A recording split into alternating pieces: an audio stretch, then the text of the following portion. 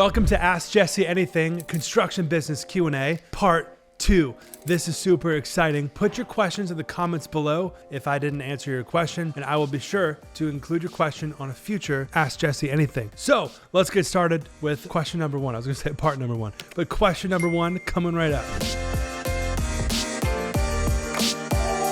Can you be a construction manager and contractor at the same time? Because I know the two go well, but would you have the time to do both? I don't know if you're talking about like being a project manager for someone else's construction company in their business, and then also trying to be an entrepreneur and start your own business as a general contractor. I would recommend not doing that. I would recommend if you do want to start your own construction company and you are a project manager working for someone else's business, I would keep the transition time, and of course let your boss know that like, hey, like I'm wanting to start my own business, give him time to fill your role. But like 6 months max as far as an overlap time of you working for that business. Let them know, like I said, and then start working on your website, your SEO, your Facebook, Instagram, all of the social media stuff. Start kind of building this stuff at night when you are done with work. And then that's how you could kind of make the transition. But no, I definitely wouldn't recommend doing both at the same time unless I misunderstood your question. Jesse, I'm an MEP HVAC design engineer. Okay, so this person designs ductwork like HVAC systems and stuff like that as a part of architect, engineer, contractor, construction industry. Wanting to start as a solopreneur or a freelancer to give my services to clients based on drafting and calculations work on commercial projects. So could you elaborate how I should start finding those initial clients faster as a beginner with less experience, but with the proper skills and certifications? Okay, this is a good question. What I'd recommend doing is reach out to local general contractors in your area and just ask them to let them try you out on some smaller projects, because then you could prove your skills, right? Become more confident in your abilities, and then you can move to medium-sized projects, and then you can go from there. Hey, JJ.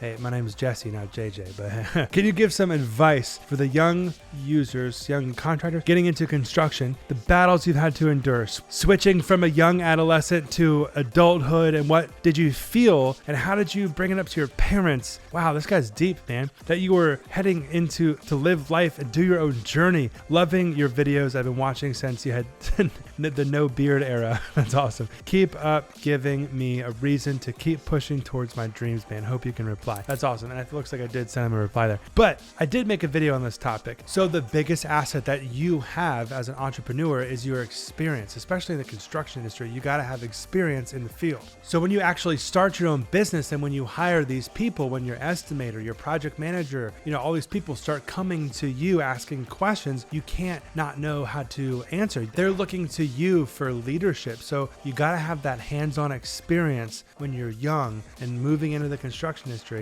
Doesn't really matter what age you are, but you got to have the experience to then be able to lead and develop a construction business. But to answer your question, like how did I bring it up to my parents and like all these things, my parents always knew that I was a natural salesman. My dad used to make jokes when I was a kid, like he's gonna have a show called Let's Make a Deal, because I was always trying to like, first of all, be on camera and then always trying to make a deal. You know what I'm saying? Like if my parents were like, no, we can't stop for ice cream, I got them to stop for ice cream even after they said no, because like I'm just a great natural salesperson. So I think they always kind of knew that, I'm probably gonna start my own business. So it wasn't like some big like coming out of the closet like I'm gonna start my own business, like for me personally. So just to answer your question, hey Jesse, great video. Could you make a video going deep into subcontractor management and relationships with them? I'm gonna give you the number one piece of advice for managing subcontractors in this question and answer right now. Drum roll please.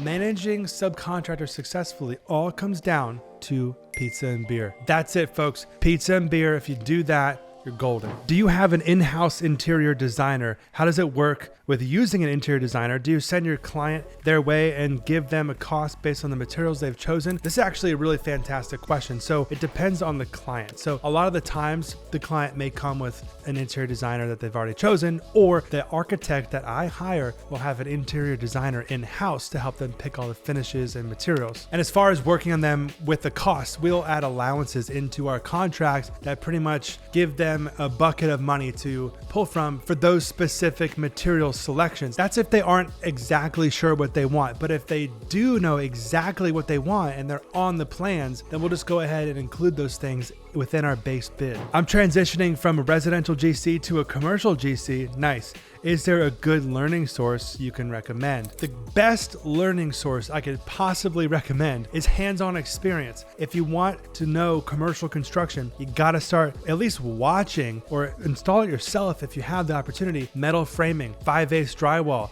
Watch the guys install the fire suppression systems. Physically watch a firewall be built. The 1 hour firewall with 5/8 on each side. For your firewall, you gotta learn all these things. You gotta see how the fire caulking goes along the drywall and the top. So books and YouTube videos are great. That's why I spend so much effort of my life, energy making these YouTube videos so you guys can learn from my failures, from my experiences and become better. But nothing replaces hands-on experience. So that's my number one piece of advice is go get the hands-on experience, bro. Or at least watch people that are professionals doing it on site. That'll really help. Hey, Mr. Jesse.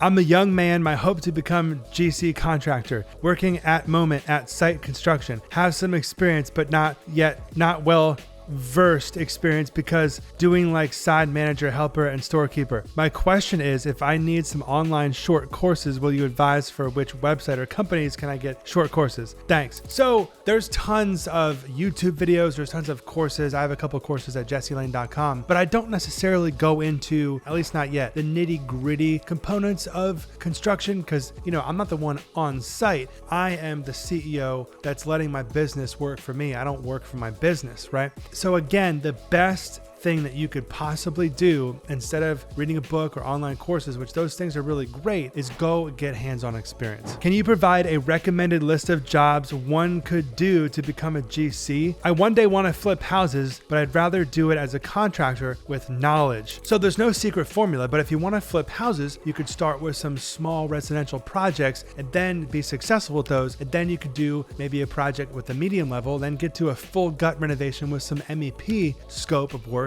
within it, and then maybe tackle a project once you're successful in all those with some structural components in it so you really understand structural components, because if you don't get that right, everything else is going to fall apart. Do you mind sharing your monthly overhead percentage? I'm a RIR contractor in South Florida and I'm working towards getting my GC license. Nice. Well, let's just say if I do roughly $10 to $13 million a year of sales, then my overhead's maybe like 1.3, 1.4 million. So that kind of gives you an idea. How do you select your architect? Mechanical contractor, electrical contractor, plumbing contractor, to do your plans, calculations, and maybe the actual work. Selecting an architect is actually extremely difficult. So I've made a lot of mistakes where I've hired the fast architect and they mess up all the details of the projects. And I just sometimes have to wind up redrawing the whole project and apologizing to the client. I'm like, oh my gosh. And sometimes I've hired the really great architect, but then they take like a year and a half to actually just do the drawings. It's like, can I just get a balance in between? So over the years working in my city, I've taken a lot of time to network with the right people to then meet those architects and get the right referrals, talk to their clients, be like, hey, how do they do? And I know the people really well that are referring them to me. Then I can hire them. They do good. I move into a medium project. And you said mechanical, electrical, and plumbing contractors. And that's actually a good point because your subcontractors can actually do their drawings. Your HVAC guy can actually do the drawings of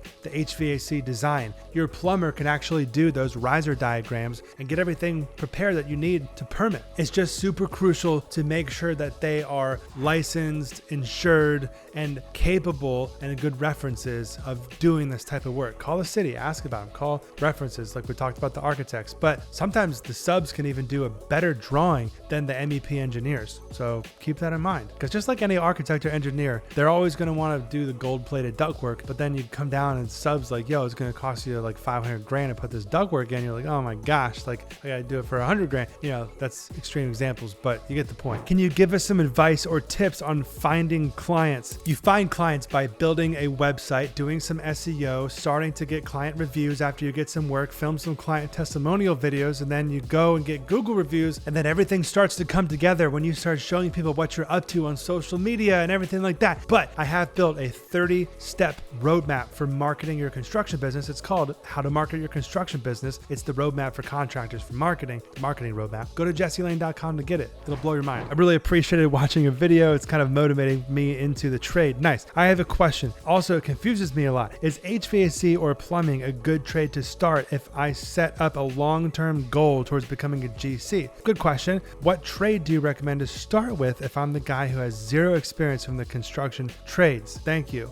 And a cat emoji. So my advice to you is to get as much physical experience in each trade as you possibly can before you start your construction business. But I understand that this is probably hard. Plus, you don't want to be jumping job to job, to all these different people trying to learn everything. So option would be maybe go work for a guy who does general remodeling, or work for another general contractor. But someone who does all gamuts of remodeling, if you want to work for like even a subcontractor that does the framing, the drywall, the painting, the trim carpentry, stuff like that, installing windows and doors, you kind of see the whole process. Then you can watch the roofers, the mechanical contractors, the electrical contractors, and the plumbers actually doing their stuff. Then you can come home, watch plumbing videos, watch electrical videos, read books on HVAC and how to install shingles and really how to do torch down bitumen and like whatever the different types of roofing are, TPO, so it's like you can learn these other things. You don't necessarily have to have done every single thing before you start, as long as you really comprehend the MEP, the roofing, and physically do as much of it as possible, because the more the better. Don't get me wrong, the more the better. Hands-on experience, that's how you learn. Testing for GC and building contractor, what's the difference in the testing? And is it the same testing that these guys have to get for certified and registered? Can you explain a little bit more about difficulties between each? Okay, so that's a really great question. So the Florida General Contractors exam has 240 test questions. Business and finance has 120, I believe. Then contract administration has 60. Project management has another 60. Then if you go down a tier to the building contractor, they have 50 and 50 instead of 60. Then residential has 40 and 40. And I believe those are the correct numbers of test questions. So I got my building contractor's license at first. As you guys know, you see my other videos. Then I got my general contractor's license. And what I noticed was I had a lot more like site work, a lot more foundational stuff, structural stuff, bigger stuff. The math problems were like a lot more complex. So they really want to make sure if they're going to give you that general contractor's license that you really are able to think very strategically and very smartly. My brain was frying at the end of that test because it was just like, it was so intense, So that's a big difference between those tiers. Hey, Jesse, I would like to know what the difference between general contractor and civil engineer is. A civil engineer can sign the permits instead of general contractor, ?